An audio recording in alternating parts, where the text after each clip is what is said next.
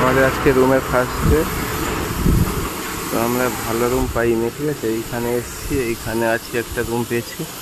অ্যাডভান্সও প্রচুর, এখানে 30-40 হাজার টাকা অ্যাডভান্স আছে, বাকি রুম ভাড়াও আছে সেরকম। এই আমাদের রুম, এটা দেখো সবাই কেমন হয়েছে বলো রুমটা। ব্যাকগ্রাউন্ডগুলো কালার খুবই ভালো লাগছে। একটা হলো কিচেন আমাদের। সোনা, রুম তোমার কেমন লাগছে বলো? হ্যাঁ, ভালো লাগছে, বাট এতটাও ভালো লাগছে না। রুমের কোনো ফিনিশিং নেই।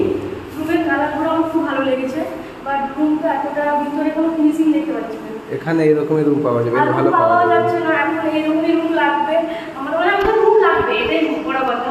তাই এরকম রুম নিয়ে নিয়েছি। এই রুমের অ্যাডভান্স অনেক টাকা, 40,000 টাকা মতো না অ্যাডভান্স। বহুত খুঁজে পেয়েছি রুমটা, খুঁজে পেয়েছি, অনেক খুঁজেছি, অনেকগুলো রুম, মানে এই রুমটা খোঁজার জন্য লোককে টাকা দিতে হয়েছে। তারপর এই রুমের ভাড়াও অনেক।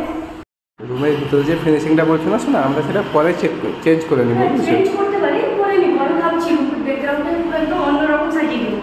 রুমটা যথেষ্ট মানে জায়গা আছে, স্পেস আছে অনেক, স্পেস আছে অনেক। তো আমরা নিজের মতো করে সাজিয়ে নিলে অনেক ভালো লাগবে রুমটা, ঠিক আছে। আর বাদ বাকি যেটুকু খারাপ সেগুলো মানিয়ে নিতে হবে, কিছু করার নেই। খারাপটাকেও ভালো করে নিতে হবে, জায়গা পরিস্থিতি দেখে নিজেকে থাকতে হবে। খারাপ ভালো সবকিছু নিয়ে থাকতে হয়, কিছু করার নেই। মানুষের জীবনে ভালো খারাপ ওঠানামা সবকিছু থাকে, সেগুলো নিয়েই চলতে হয়। তো আমরা চালিয়ে নিব, আর কিছু করার নেই, আর কিছু করার নেই। এর বেশি পেয়েছি সেটাই অনেক, কারণ অনেক দিন হয়ে গেল। আমরা ব্যাঙ্গালোর ছিলাম কত 3 মাস ছিলাম, চেন্নাই এসে আজকে কতদিন হয়ে গেল? 10 দিন হয়ে গেল। 10 দিন হয়ে গেল। তো এখানে আমরা একটা জায়গায় আছি, মালিক রুম দিয়েছিল, সেই রুমে আছি। তার জন্য এখন রুমে, এই রুমটা আমরা নিয়েছি, নিজস্ব রুম নিয়েছি। এখানে জিনিসপত্র রেখে যাচ্ছি, কালকে আবার আসবো, কালকে খুঁজবা, কালকে